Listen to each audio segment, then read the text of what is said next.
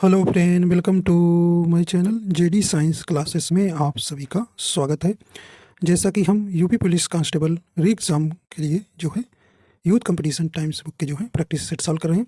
तो आज का हमारा ये प्रैक्टिस सेट नंबर 8 नंबर का होगा। ठीक है, 8 नंबर का होगा। इसके 7 प्रैक्टिस सेट करा दिए, उसके प्ले लिस्ट बना दिए हैं। अगर आप नहीं देखें तो प्ले लिस्ट में जाकर देख सकते हैं, और वहाँ से जो है आप घटना चक्र, किरण और अंकित भाटी सर की बुक के भी प्रैक्टिस कराए हैं, तो आप वहाँ से रिवीजन कर सकते हैं प्लेलिस्ट से। ठीक है, आशा करता हूँ आप सभी अच्छे होंगे और आपकी तैयारी अच्छी चल रही होगी। अगर आप हमारे चैनल पर नए हैं तो चैनल को सब्सक्राइब कर लीजिएगा, और पसंद आए तो लाइक एंड शेयर भी कर दीजिएगा। ठीक है, आइए देखते हैं। पहला प्रश्न है, आप देखिए, पहला प्रश्न संधि से है। पहला प्रश्न करें कि देव्यागम का संधि विच्छेद होगा। तो यहाँ पे देव्यागम का सही संधि विच्छेद होगा।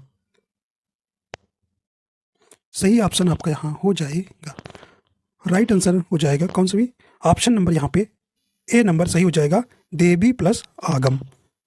राइट आंसर आपका यहाँ पर ए नंबर ऑप्शन सही हो जाएगा। यह हमसे में जो है कौन सी संधि है, यण स्वर संधि है। ठीक, यण स्वर संधि है। ठीक है, तो यहाँ पे सही ऑप्शन ऑप्शन नंबर यहाँ पे ए नंबर सही हो जाएगा। देखिए, इसमें जो है यदि छोटी ई, बड़ी ई, छोटा ऊ, बड़ा ऊ और री के बाद कोई भिन्न स्वर आए तो छोटी ई का क्या हो जाता है भी, या हो जाता है। छोटा ऊ, बड़ा ऊ का वाह हो जाता है, और री का रा हो जाता है, हलंतर में रहेगा। ठीक है, रा हो जाता है। ठीक है, ये आपको ध्यान रखना है। ठीक है, अगर छोटी ई या छोटा या छोटी या बड़ी ई के बाद कोई भिन्न स्वर आए तो क्या हो जाता है भी, वहाँ पे या हो जाता है। ठीक है, या हलंत हो जाएगा। ठीक है, और छोटा ऊ और बड़ा ऊ के बाद कोई भिन्न स्वर आए तो वह जो है वाह हो जाता है। ठीक है, ये आप पहचानेंगे। ठीक है, तो यहाँ पे आपका आ रहा है क्या भाई, बड़ी ई और क्या आ रहा है, बड़ा आ रहा है, जो कि या हो जा रहा है। ठीक है, तो ऑप्शन नंबर यहाँ पे आपका क्या हो जाएगा, ऑप्शन ए नंबर यहाँ पे सही हो जाएगा। देवी प्लस आगम, देव्यागम का सही संधि विच्छेद हो जाएगा। यहाँ पे कौन सी संधि है, यण संधि है। ठीक है, आगे देखते हैं। अगला प्रश्न है, करें कि श्रुति सम शब्द युग्म की भिन्न अर्थों वाली सही जोड़ी को पहचानिए। तो यहाँ पे आपको पहचानना है। राइट आंसर हो जाएगा, देखिए, रात्रि निशा बिल्कुल सही है, अभिलाषा इच्छा बिल्कुल सही है, किरण रश्मि बिल्कुल सही है। लेकिन देखिए, कुल कुल जो है आपका यहाँ पे सही नहीं है। ठीक, तो ऑप्शन नंबर ए आपका यहाँ सही हो जाएगा। तो श्रुति सम शब्द युग्म की भिन्न अर्थ वाली सही जोड़ी को पहचानना है, तो ए नंबर आपका यहाँ सही हो जाएगा। ठीक, ठीक है, देखिए, कुल का अर्थ जानते हैं आप क्या होता है, खानदान, तथा कूल का अर्थ होता है किनारा। ठीक है, कूल का अर्थ क्या होता है भी, किनारा। ठीक है, किनारा। तो ऑप्शन नंबर यहाँ पे ए नंबर जो है आपका युग्म भिन्न है। ठीक है, तो ऑप्शन नंबर यहाँ पे ऑप्शन नंबर ए नंबर आपका यहीं सही हो जाएगा। ठीक है, अगला प्रश्न है, करें कि अभय उभय शब्द युग्म का सही अर्थ है। यहाँ पे आपको बताना है अभय उभय शब्द युग्म का सही अर्थ है। राइट आंसर आपका यहाँ हो जाएगा, सही अब हो जाएगा कौन सा ही,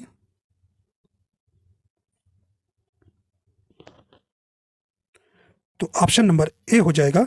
यहाँ पे ए नंबर आपका यहाँ बिल्कुल सही हो जाएगा। अभय का अर्थ हो जाएगा निर्भय, और उभय का मतलब दोनों। ठीक है, तो ऑप्शन नंबर ए नंबर आपका यहाँ सही हो जाएगा। ठीक है, और हवा और अग्नि का क्या होता है, देखिए, इस तरह से आपके प्रश्न भी पूछा गया था। तो हवा का क्या होगा, अनिल होगा। ठीक है, अनिल होगा, और आग का क्या होगा भाई, अनल होगा। ठीक है, अनल होगा। तो इस प्रकार आपको ध्यान रखना है। तो ऑप्शन नंबर कौन सा हो जाएगा आपका, ऑप्शन नंबर ए नंबर सही हो जाएगा। ठीक है, तो उभय माने दोनों, अभय माने निर्भय। ठीक है, चलिए अगला देखते हैं। कहने की लक्ष्य का अनेकार्थक शब्द है। यहाँ पे आपको बताना है लक्ष्य का अनेकार्थक शब्द होगा। राइट आंसर हो जाएगा, सही ऑप्शन हो जाएगा। तो ऑप्शन नंबर ए यहाँ राइट हो जाएगा, निशाना, जिसे आप उद्देश्य कहते हैं। ठीक, तो ऑप्शन नंबर यहाँ पे सही हो जाएगा, ए नंबर। ठीक है, और भी इसे कहते हैं ध्येय भी कहते हैं। ठीक है, ध्येय का अनेकार्थक होता है ध्येय। ठीक है, गंतव्य। ठीक है, गंतव्य भी अनेकार्थक शब्द है लक्ष्य का। ठीक है, ऑप्शन नंबर ए यहाँ सही हो जाएगा। आइए देखते हैं अगला प्रश्न है, कह रहे कि हिरण्य गर्भ का पर्यायवाची शब्द है। यहाँ आपको बताना है राइट आंसर आपका कौन सा हो जाएगा।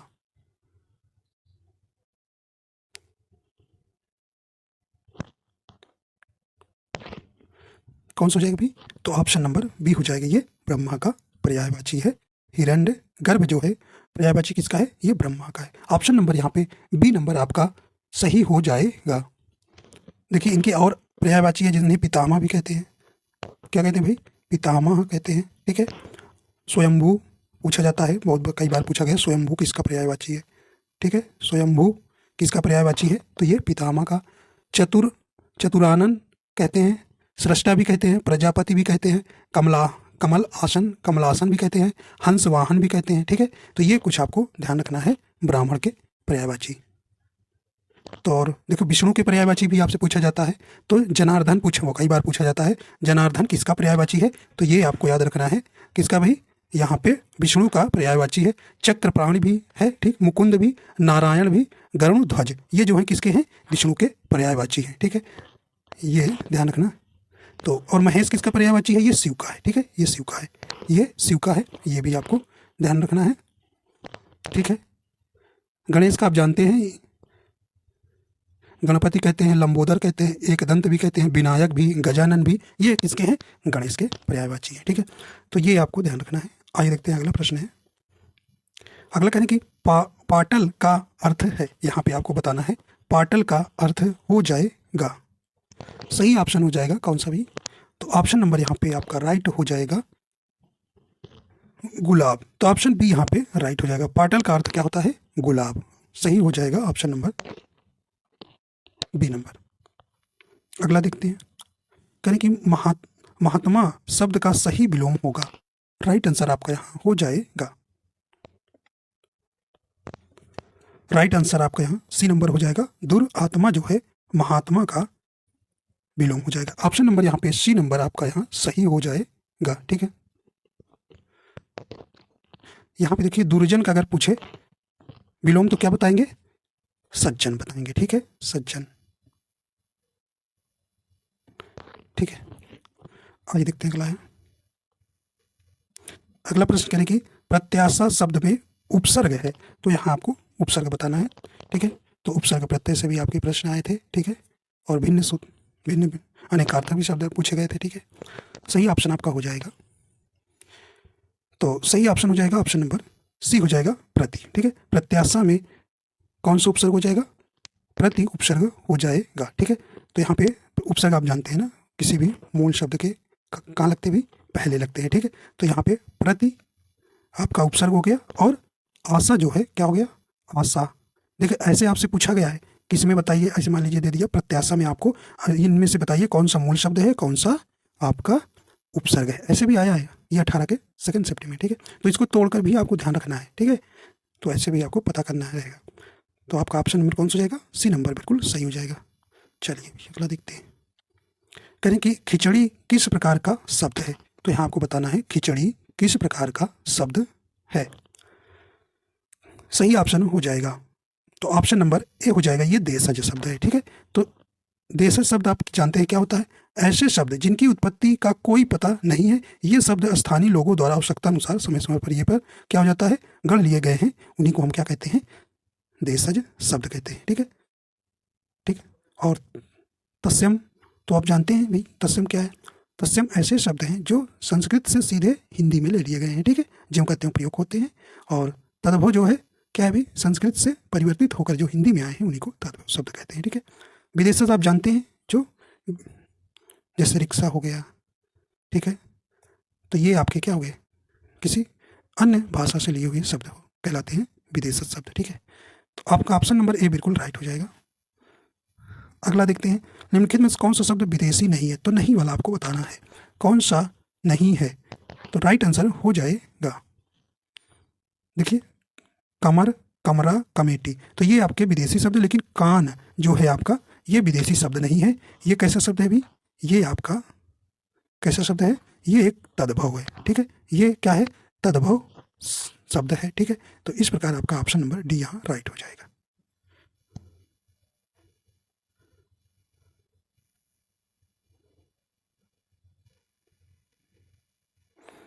अगला देखते हैं। कहने कि द्रबहु सो दशरथ अजिर बिहारी में रेखांकित शब्द का क्या अर्थ है? तो यहाँ पे अजिर शब्द को क्या बताना है अभी आपको? अर्थ बतलाना है। सही ऑप्शन आपका हो जाएगा। तो अजिर का सही अर्थ हो जाएगा आंगन। ऑप्शन ए नंबर आपका यहाँ बिल्कुल राइट हो जाएगा। ठीक है, अगला देखते हैं। करें कि वह घर से बाहर आ गया, इस वाक्य में से कौन सा कारक है? तो यहाँ आपको बताना है कौन सा कारक यहाँ पे प्रयोग हुआ है। तो से विभक्ति आपको हमने बता रखा है भी किसका है।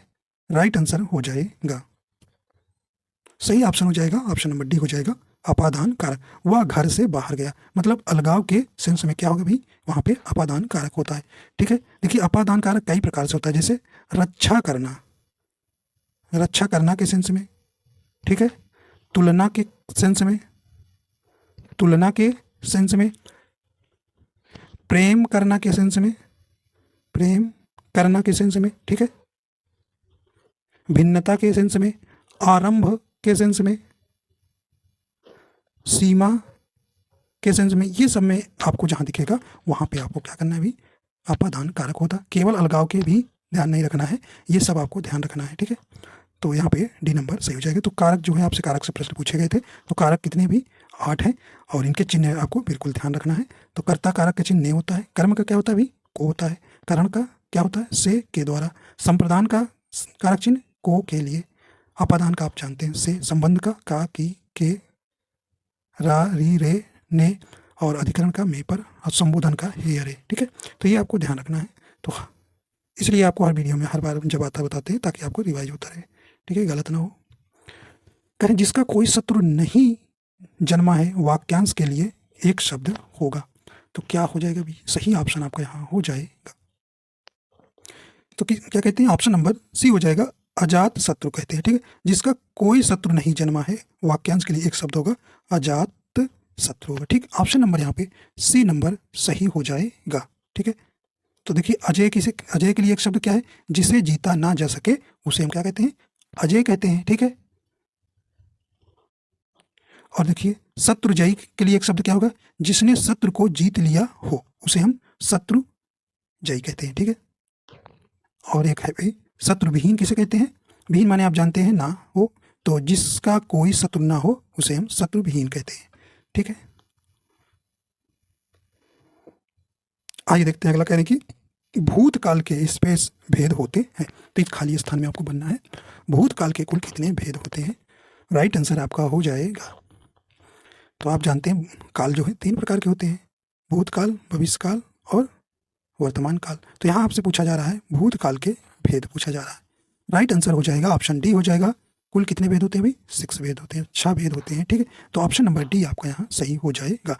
देखिए कौन कौन, सामान्य भूत जैसे मैंने खाया, ठीक, आसन्न भूत उसने पूजा की है, पूर्ण भूत मैं सोया था, अपूर्ण भूत कैसे, जैसे तुम लेख लिख रहे थे, संदिग्ध भूत उसने खाना खा लिया होगा, मतलब क्या है संदिग्ध है, तो जहाँ पे संदेह हो वहाँ पर संदिग्ध भूत होता है। ठीक, हेतु मध्य भूत में मैं आता तू जाता।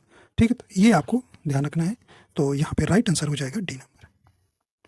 अगला कह रहे हैं कि निम्नलिखित में से पुल्लिंग शब्द नहीं है, तो नहीं वाला आपको बताना है। तो आप को जानते ही हैं कि वाक्य में क्या विशेषण लगाकर, अच्छी अच्छा या रहा रही लगाकर हम क्या कर लेंगे भाई, यहाँ पे पकड़ लेंगे। राइट आंसर आपका कौन सा हो जाएगा, निम्नलिखित में से पुल्लिंग शब्द नहीं है, सही ऑप्शन हो जाएगा, ऑप्शन नंबर कौन सा हो जाएगा, कह रहे हैं कि रत्न, मोती, नकल या बचपन। सही ऑप्शन कौन सा हो जाएगा भी, तो यहाँ पे ऑप्शन नंबर सी हो जाएगा नकल। ठीक, तो इसमें कह रहे हैं कि निम्नलिखित में पुल्लिंग शब्द नहीं है, तो नहीं वाला हमको बताना है। ठीक है, तो रत्न क्या है, पुल्लिंग शब्द है, मोती भी पुल्लिंग है, बचपन भी पुल्लिंग है, लेकिन नकल जो है आपका कैसा है, स्त्रीलिंग हो जाएगा। ठीक है, तो ऑप्शन नंबर यहाँ पे सी नंबर सही हो जाएगा। और दही आपसे पूछता है तो ये कैसा शब्द है, तो दही में आप अच्छी अच्छा लगा के मत करिएगा, दही क्या है, पुल्लिंग शब्द है। ठीक है, दही पुल्लिंग शब्द है। ठीक है, तो ये आपको ध्यान रखना है। तो नकल जो है आपका यहाँ पुल्लिंग शब्द नहीं होगा। ठीक है, ये स्त्रीलिंग है। चलिए अगला देखते हैं। कह रहे वह ऐसा दौड़ा कि सब पीछे रह गए, वाक्य में ऐसा है, तो ऐसा क्या है, कहें क्रिया विशेषण है, संज्ञा है या अव्यय है। राइट आंसर आपका यहाँ हो जाएगा, सही ऑप्शन हो जाएगा कौन सा भी, तो ये क्या है, ऑप्शन नंबर डी हो जाएगा, अव्यय हो जाएगा। ठीक है, क्या है भी, ये अव्यय होगा। ठीक है, ऐसा शब्द क्या है, अव्यय शब्द है। ठीक है, तो अव्यय आप जानते हैं क्या होता है, भी ऐसे शब्द जिनमें लिंग, वचन, पुरुष, कारक आदि के कारण कोई विकार नहीं आता, उन्हीं को हम अव्यय कहते हैं। जैसे आज, कब, इधर, किंतु, परंतु, क्यों, जब, तब, और, तथा, अतः। ठीक है, ये आप ध्यान रखिएगा और जानते हैं। अगर आपसे पूछे अव्यय के कितने भेद हैं तो आप बताएंगे 4 भेद हैं, क्रिया विशेषण अव्यय, संबंध बोधक अव्यय, समुच्चय बोधक अव्यय और विस्मय आदि बोधक अव्यय। ठीक है, तो ये आपका ऑप्शन नंबर डी नंबर सही हो जाएगा।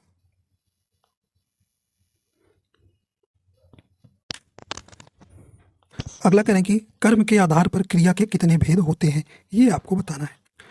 तो कर्म के आधार पर क्रिया के कितने भेद होते हैं, राइट आंसर हो जाएगा आपका बिल्कुल डी नंबर सही हो जाएगा, 2 होते हैं। ठीक है, तो कर्म के आधार पर क्रिया के कितने भेद होते हैं अभी, 2 होते हैं। कौन कौन, एक सकर्मक होती है, सकर्मक। ठीक है, और एक क्या होती है, अकर्मक। ठीक है, अकर्मक, ध्यान रखिएगा। तो ये 2 प्रकार की क्रिया होती है। तो यहाँ पे कौन सा हो जाएगा, तो ऑप्शन नंबर डी बिल्कुल यहाँ सही हो जाएगा। देखिए, तो अकर्मक क्रिया किन्हें कहते हैं भाई, जिन क्रियाओं के प्रयोग में कर्म की आवश्यकता नहीं होती उन्हें अकर्मक क्रिया कहते हैं, और जिनमें कर्म की अपेक्षा होती रहती है उन्हें हम क्या कहते हैं, सकर्मक क्रिया कहते हैं। ठीक है, तो ये आपको ध्यान रखना है, 2 प्रकार के। जैसे वह खेल रहा है तो ये अकर्मक क्रिया हो गई। सकर्मक क्रिया जैसे वह फुटबॉल खेल रहा है, तो फुटबॉल क्या है, यहाँ पे कर्म भी है, तो इस प्रकार आपका सकर्मक क्रिया हो जाएगी। अगला करें कि जलेबी में मिठास अधिक है, रेखांकित शब्द का विशेषण बताइए। तो मिठास का जो है आपको विशेषण बताना है। राइट आंसर आपका यहाँ हो जाएगा, सही ऑप्शन हो जाएगा।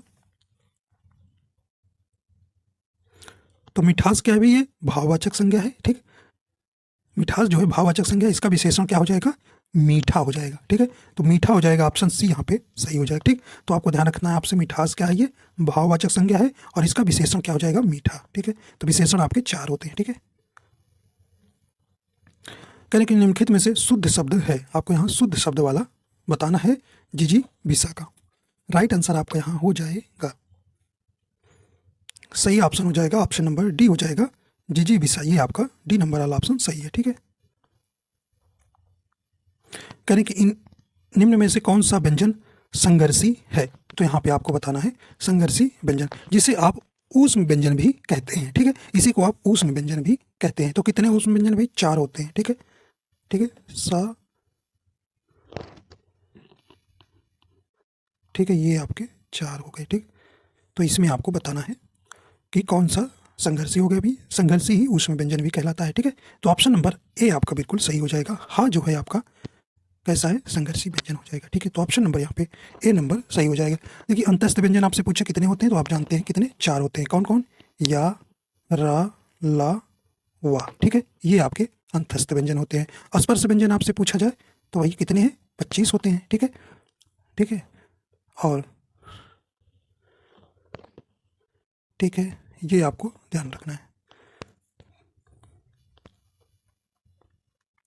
कहें कि नागार्जुन का वास्तविक नाम है, नागार्जुन का वास्तविक नाम था, आप पूछा गया है। राइट आंसर हो जाएगा, तो इनका जो है वास्तविक नाम क्या था भाई, वैद्यनाथ मिश्र था। ठीक है, तो ऑप्शन नंबर ए नंबर आपका बिल्कुल यहाँ ए नंबर सही हो जाएगा। ठीक है, इनको जो है पत्रहीन नग्न गाछ नामक मैथिली रचना के लिए साहित्य अकादमी पुरस्कार इनको मिला था। ठीक है, तो ये भी आपको ध्यान रखना है। चलिए भी, तो ये आपका छोटा सा गद्यांश, ये आप देख लीजिए, इसको आप करिएगा। ठीक है, ठीक, इसके आपको 3 प्रश्न है, देख करिएगा। आइए हम आपको व्याकरण वाला कराते हैं यहाँ से। ठीक है, कहें कि अकेला चना भाड़ नहीं फोड़ता का अर्थ आपको यहाँ बताना है। सही ऑप्शन आपका यहाँ हो जाएगा,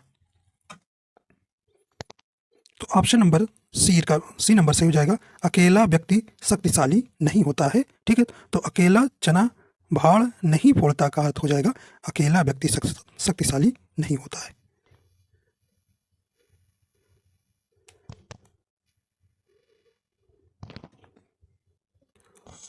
अगला कह रहे हैं कि खिली हुई हवा आई फिरकी सी आई चल गई पंक्ति में अलंकार है। कह रहे हैं कि भाई खिली हुई हवा आई फिरकी सी, देखिए एक आपको हमको कोड बताए हैं, सी किस में आता है, आई चल गई, तो आपको अर्थ पकड़ने की जरूरत नहीं ना, हमको क्या करना है किसी तरह हमें क्वेश्चन सॉल्व करना है, ये देखना है, ठीक है। तो हमने आपको बताया है सी सा सरिस सादृश्य सम तुल्य जैसा जैसी जैसे की तरह के जैसा के समान जहाँ आ जाए मतलब वहाँ पे क्या होता है तुलना की जा रही है। तो तुलना भी किस में किया जाता है, किस अलंकार में किया जाता है, तो ये आप जान गए होंगे किस में हो जाता है, ये आपका उपमा में होता है, ठीक, किस में भाई उपमा अलंकार। तो यहाँ पे आपको ध्यान देना है। तो वाचक शब्द आपको हमने बताया है, ये जरूर तैयार कर लीजिएगा। उपमा वाला आपका आएगा तो गलत नहीं होगा उपमा अलंकार, ठीक है। तो सा सी से सो सरिस सादृश जैसा जैसी, ठीक है, की तरह के जैसा के समान, ये शब्द आपको ध्यान रखना है, ठीक है। आप चाहे इसको नोट भी कर सकते हैं जो बोलते हैं।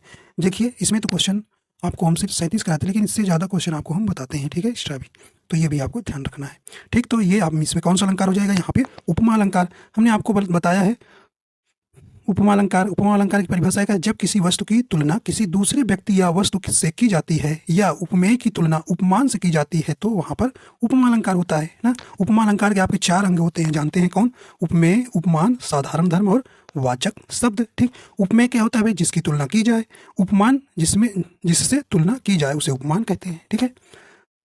ये आपको यहाँ पर ध्यान रखना है। तो ऑप्शन नंबर यहाँ पे ए नंबर सही हो जाएगा।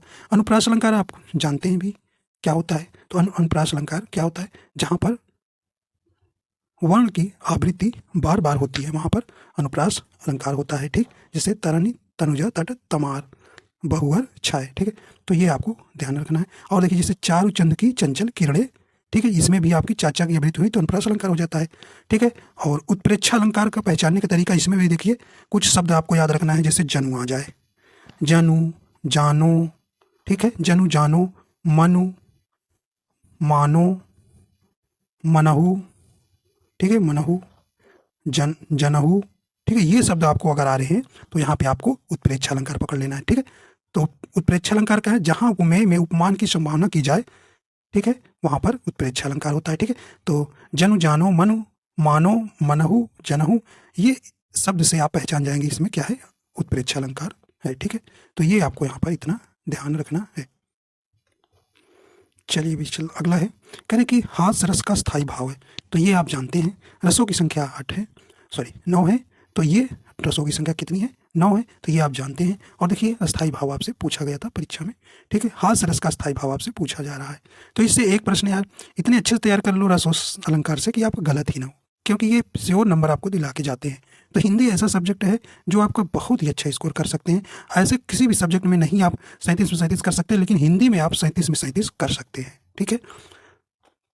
तो हिंदी आपकी ना गड़बड़ हो, समझ लीजिए कि हिंदी आपका बहुत ही स्कोरिंग सब्जेक्ट है, खासकर यूपीपी में, ठीक है। चलिए भाई, तो आपका ऑप्शन नंबर कौन सा जाएगा, ए नंबर, ठीक है। हास्य रस का स्थायी भाव क्या है, हास है, ठीक है। तो अस्थायी भाव आपको हमने बताया, श्रृंगार रस का पूछे कोई तो आप जानते हैं रति हो जाएगा, ठीक है। और हास्य हो गया। करुण रस का क्या हो जाएगा भाई, शोक होता है, ठीक है, शोक होता है। रौद्र रस का क्रोध होता है, अस्थायी भाव क्रोध है, ठीक है, क्रोध होता है। वीर रस का उत्साह होता है, अस्थायी भाव, ठीक है, उत्साह, ध्यान रखिएगा। भयानक रस का भय होता है। बीभत्स रस का जुगुप्सा होता है। अद्भुत रस का आश्चर्य होता है। शांत रस का बहुत पूछता है, निर्वेद, और पूछा भी गया था, ठीक है। तो ये आपको ध्यान रखना है। अगला देखते हैं, निम्न में कौन सा वाक्य मिश्र वाक्य है, तो आपको बताना है मिश्र वाक्य इसमें से कौन सा हो जाएगा। सही ऑप्शन आपका यहाँ पर हो जाएगा। देखिए आपको हमने बता रखा है कि रचना के आधार पर पूछे कि वाक्य के कितने भेद हैं, तो आप बताएंगे 3 भेद हैं, ठीक है, कि कौन कौन, सरल वाक्य, संयुक्त वाक्य और मिश्रित वाक्य। तो यहाँ पे आप पूछ रहा है मिश्र वाक्य है। राइट आंसर आपका यहाँ हो जाएगा, कौन सा हो जाएगा भी, तो ऑप्शन नंबर इसमें डी हो जाएगा। जब सवेरा हुआ तब हम लोग बाहर गए, तो ये जो है क्या हो जाएगा, ऑप्शन नंबर डी नंबर सही हो जाएगा, ठीक है। तो इसमें मिश्र वाक्य है। तो मिश्र वाक्य क्या होता है? जिन वाक्यों में एक मुख्य या प्रधान वाक्य हो और अन्य आश्रित उपवाक्य, उन्हें मिश्रित वाक्य कहते हैं। ठीक है, तो कहने का मतलब किस पे, ये जो है जब सवेरा हुआ तो ये मुख्य वाक्य हो गया, और ये तब हम लोग बाहर गए मतलब ये आश्रित हो गया। ठीक है, तो ये आपको ध्यान रखना, ऑप्शन डी बिल्कुल यहाँ राइट हो जाएगा। देखिए, सरल वाक्य से परिभाषा आपसे पूछता है, तो सरल वाक्य होता है जिन वाक्यों में केवल एक ही उद्देश्य और एक ही विधेय होता है, उन्हें सरल वाक्य कहते हैं। ठीक है, ठीक है, तो वाक्य के दो अंग हमने बताया है, उद्देश्य और विधेय होता है। ठीक है, वाक्य के दो अंग होते हैं ना, कौन कौन भाई? उद्देश्य और विधेय होता है। ठीक है, और संयुक्त वाक्य क्या होता है? जिन वाक्य में दो या दो से अधिक सरल वाक्य समुच्चय बोधक अवयवों जैसे और, तथा, एवं, पर, परंतु से जुड़े हों, उन्हें हम संयुक्त वाक्य कहते हैं। ठीक है, तो ये आपको ध्यान रखना है। ठीक है, तो आपसे पूछा जाए रचना के आधार पर वाक्य के कितने भेद हैं, तो आप बताएंगे 3 भेद हैं। ठीक है, वही आपसे पूछ लिया जाए अर्थ के आधार पर वाक्य के कितने भेद हैं, तो आप बताएंगे 8 भेद हैं। ठीक है, चलिए आगे देखते हैं। अगला कह रहे हैं कि ऋण मुक्त में कौन सा समास है? चलिए, तो ऋण मुक्त में कौन सा समास है, ये आपको यहां बताना है। राइट आंसर आपका यहां हो जाएगा। तो ऋण मुक्त में कौन सा समास भी, तो यहाँ पे ऑप्शन नंबर हो जाएगा बी नंबर, अपादान तत्पुरुष समास है। ठीक है, तो ये तत्पुरुष का भेद है। ठीक है, अपादान तत्पुरुष समास। ठीक है, ऋण मुक्त। ठीक है, तो इसका समास विग्रह करेंगे तो क्या हो जाएगा भाई? ऋण से मुक्त। ठीक, तो यहाँ पे आपको सही ऑप्शन हो जाएगा बी नंबर। ठीक है, और ध्यान रखिएगा, जैसे और है धन से हीन, धनहीन, पथ भ्रष्ट, पथ से भ्रष्ट। ठीक है, तो ये कुछ एग्जाम्पल भी, पथ भ्रष्ट आपसे पूछा कई बार गया है, इसमें कौन सा समास है, तो ये आप रखेंगे अपादान तत्पुरुष समास। ठीक है, तो समास आप जानते हैं 4 प्रकार के होते हैं। ठीक है, तो ये आपको ध्यान रखना है। ठीक है, तत्पुरुष समास से आपसे परिभाषा पूछता है भी, तो जिस समास का अंतिम पद प्रधान हो उसे हम तत्पुरुष समास कहते हैं। ठीक है, और इसमें विभक्तियों का क्या होता है? लोप होता है। तो ये आपको ध्यान रखना है। आगे देखते हैं, अगला है कहने कि जो पहले कभी ना हुआ हो, जो पहले कभी ना हुआ हो, उसके लिए आपको बताना है एक शब्द। सही ऑप्शन हो जाएगा, तो ऑप्शन नंबर बी हो जाएगा, अभूतपूर्व। ठीक है, तो जो पहले कभी ना हुआ हो उसको हम एक शब्द में क्या कहते हैं? अभूतपूर्व। तो ऑप्शन नंबर यहाँ पे बी नंबर सही हो जाए।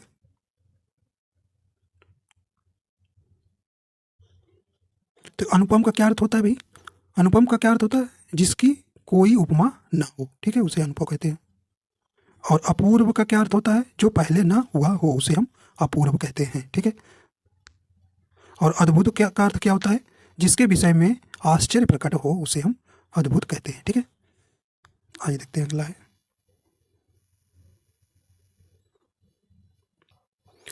आइए देखते हैं अगला, करें कि अष्ट छाप के कवि नहीं है, तो यहाँ पे आपको नहीं वाला बताना है। अष्ट छाप के कवि नहीं है, राइट आंसर हो जाएगा, सही ऑप्शन हो जाएगा। देखिए, ऑप्शन नंबर ए हो जाएगा, नाभादास जो है अष्ट छाप के कवि नहीं है। ठीक है, कृष्णदास हैं, नंददास हैं, परमानंददास, ये जो हैं अष्ट छाप के कवि हैं, लेकिन जो है ये नाभादास नहीं है। ठीक है, तो देखिए अष्ट छाप के संस्थापक कौन है? ये गोस्वामी विट्ठल नाथ हैं। ठीक है, ये भी ध्यान रखना है, गोस्वामी विट्ठल नाथ जी हैं। ठीक है, तो कुल कितने अष्ट छाप कवि में थे? ये 8 थे, इसलिए तो गोस्वामी विट्ठल नाथ के 4 शिष्य थे। ठीक है, जिसमें कौन कौन थे भी? गोविंद स्वामी, नंददास, छीत स्वामी और चतुर्भुज दास। और वल्लभाचार्य के 4 शिष्य थे, कौन कौन? सूरदास थे, कुंभन दास थे, परमानंद दास और कृष्णदास थे। ठीक है, तो ये 8 कुल अष्टछाप के कवि हैं। ठीक है, तो ऑप्शन नंबर यहाँ पे ए नंबर जो है सही हो जाएगा यहाँ। अगला है, करें कि सूक्ष्म शब्द का विलोम आपको बताना है। राइट आंसर आपका यहाँ हो जाएगा। तो सूक्ष्म का विलोम शब्द क्या होता है अभी? ऑप्शन नंबर ए हो जाएगा, स्थूल होता है। ठीक है, तो ऑप्शन नंबर ए यहाँ पर सही हो जाएगा। ठीक है, ये पतला किसका विलोम शब्द है? ये मोटा का है। ठीक है, मोटा शब्द का है। अगला है,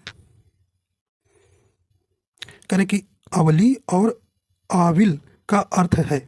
अवली और आविल का सही अर्थ हो जाएगा, राइट आंसर हो जाएगा सही ऑप्शन, ऑप्शन नंबर डी हो जाएगा, पंकिति और गंदा होगा। ठीक है, अवली माने पंकिति और आविल माने होता है गंदा। सही ऑप्शन आपका यहाँ बिल्कुल डी नंबर राइट हो जाएगा। अगला है, करें कि अत्याचार शब्द में उपसर्ग बताना है। राइट आंसर हो जाएगा, तो यहाँ पे ऑप्शन नंबर ए हो जाएगा अति। ठीक है, तो ऑप्शन नंबर यहाँ पे ए नंबर आपका यहाँ बिल्कुल सही हो जाएगा।